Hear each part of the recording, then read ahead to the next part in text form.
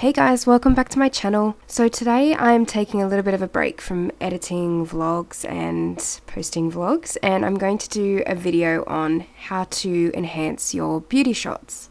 Now, this is not a topic that I know a great deal about, which sounds really bad, but I am still learning a lot with beauty photography, and it's not something that I've done a lot of in the past, but I just wanted to do a video on some of the things that I'm starting to realize are very distinct points about beauty photography, and something that I think is important to watch out for when you are enhancing your images and when you are thinking about beauty shots in general. So basically, I'm just going to do a few adjustments with my photograph here, and I'm going to tell you guys what sort of adjustments I'm doing and why I'm doing them.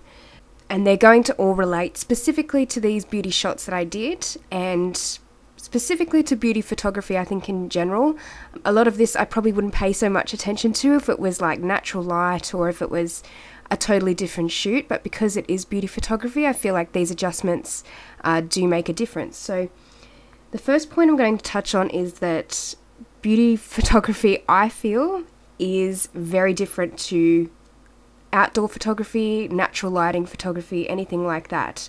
I think studio in general is very different, and to be honest, when I first started out with photography, I just thought it was all the same, and I thought that editing beauty photographs would be the same thing and it wouldn't be a big problem. I'd just do, what I do on my normal photos and it would look just as good, which is really not the case. I've found it's the exact opposite. I find that a lot of the tones that I use on my outdoor imagery does not look very flattering or nice on beauty shots. So I've kind of tried to come up with some different ways to edit my beauty shots.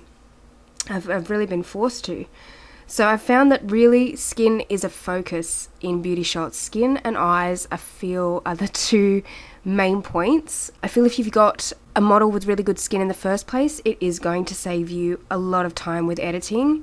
And I feel like it's just too easy to push skin very far with Photoshop, and it's not something that you want to do with beauty photography. You want to make it look essentially natural, obviously retouched, but not to the point where it's looking overly fake. So that's definitely a point I would take into consideration when you are planning beauty shoots and when you are retouching. I'm not really going to touch on too much with skin retouching today though. I'm going to mainly just go over different tones and what I think might work with this photograph and why I would choose them. So I think first off, lighting has to be really important as well. Lighting is a really important part of beauty photography, I've found. So lighting with this image, it is looking a little bit dull, so I am going to brighten it up just a little bit to bring out the highlights. So I'm going to bring up curves, and I'm going to just make a few adjustments. So I'm going to mark in a few different points. So the first one is going to be 39 and 39. The second point will be 107 and 102. And then the next point will be 211 and 204.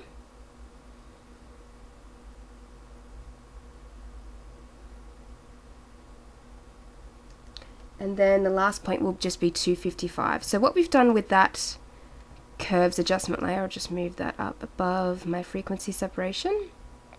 I'm just going to show you guys what that's done. So that's just brightened up the image and kind of brought out some of the highlights a little bit more. So I have done a bit of dodging and burning with this photograph, and I feel that's really important with enhancing beauty images as well.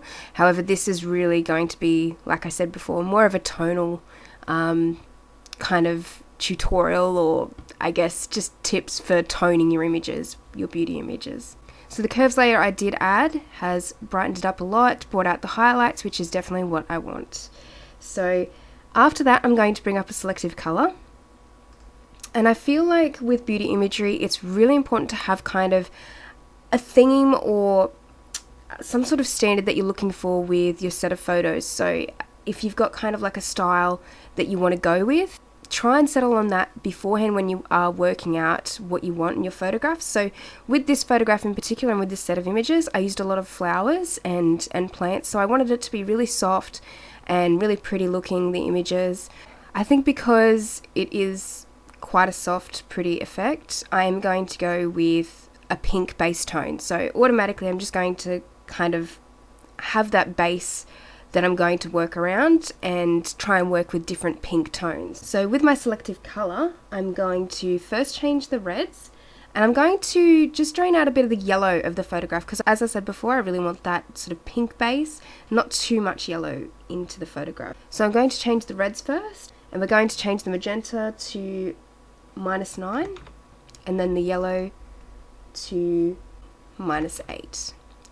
So we're just getting rid of any overly saturated reds and yellows in this part of the photograph. So that's what we've done there. We're going to move on to the whites now, and we're going to mark in a few points. So the first one will be +2, magenta will be -2, yellow will be -4, and black will be 0. So what we've done there is just change the whites in the photograph a little bit more, and we want a little bit more of a cleaner, crisp highlight in this photograph. So I think removing a lot of the yellows from the whites of the photograph, from the highlights, is a good way to do that, because sometimes that can make your images look a bit too murky, or it can kind of give you that retro look, but that's not what we're really going for in this photograph. So I'm going to try and get rid of a bit more of the yellow in the whites. So that's what we've done there. The neutrals I'm going to change a little bit too. So we're going to change the cyan to +4, magenta to 3,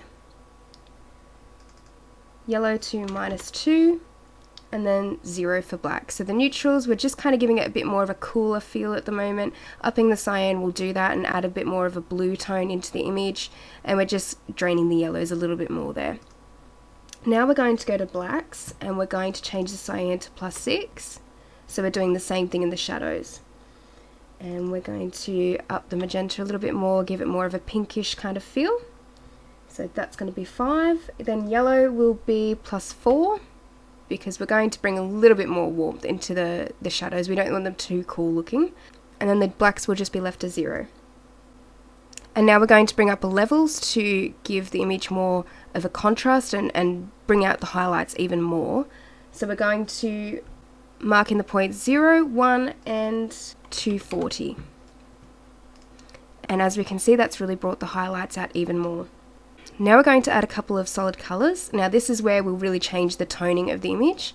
So as I said, I want to go for more of a pink tone. So the first colour I'm going to add is B9A, EB4. And it's like a pale pink colour that we're going to set to soft light at 40%. So if we just tap that on and off, you can see the difference, and it's really brightened up the image even more, but it's given it a soft pink tone to the image as well, which is definitely what I wanted with this set of images. The next solid color we're going to add is just going to make a minor adjustment. So this one's going to be CA, BA7, C, and then press OK. So it's kind of like a light colored mustard yellow. And we're going to change that to color burn at 4%. So if we remove that, that's just giving the image a little bit more warmth. So it's not too cool looking, and it's giving her a bit more of a glow, but it's still keeping that pink toning intact essentially. Okay, and that's all the real toning adjustments I'm going to do with this image. I really wanted to keep it simple, and I think sometimes simple will be better with beauty images, as I said before. So if we take a snapshot, you can see between the original and the new version, there's not really much of a difference, and sometimes that can be a good thing, because as I said, people can really push it with toning and that sort of thing in beauty images way too far, and it's so easy to do, because I've done it before when I've been practicing too, and then I kind of look at it later on. I've been sitting there like for ages editing it and getting different tones in there, and then I look at it later on and then I'm like, oh my gosh, I've like pushed that way too far. So I think to try and keep it simple is the best way to go. Try not to go too over the top with it. I mean, I feel like you can do that more with outdoor imagery, and you can really get some interesting tones going. Sometimes though, when you're doing beauty portraits, I think because you're having to work with skin tones in particular up close, it can just go wrong very easily. So yeah, try and keep it simple. And I think I'm pretty much done here. So what I will do is I will sharpen the image, because especially with the eyes, they need to be sharp. So after doing the toning, I would usually just save this as a PSD, but for the sake of this tutorial, I'm just going to flatten the image. And we'll just do some sharpening. So the way I like to do my sharpening, I have explained in another tutorial before, but I'm just going to drag the background layer into the new layer so we have a duplicate. Now I'm going to go to Filter, Other, and then High Pass. And then as you can see, this kind of like etches out the image in a way. So what we're going to do is just leave that at 10 on the radius, and then I'm going to go and set the blending mode to overlay. So automatically you can see how much sharper that is. That is a little bit too sharp for my liking, so I'm just going to move the opacity right down to probably about halfway, so about 49, 50, that's fine. And then I will flatten the image again, take a snapshot, and then I'll show you guys what it looked like beforehand and what it looks like now. So there's a big difference there with the sharpening. And I'm pretty much done, so I'll do a before and after of the original. So that's the original image, and this is the image now. We'll zoom in, just move that across. So the original and what it looks like now. So it's really simple, and I would definitely urge most people, if you're doing beauty photography, just to start off simple until you kind of get your technique going, and then you can try different things and really experiment with it. But I think it's kind of a hard transition to make from outdoor photography and natural light to studio, because I feel like it is very different even in the editing process.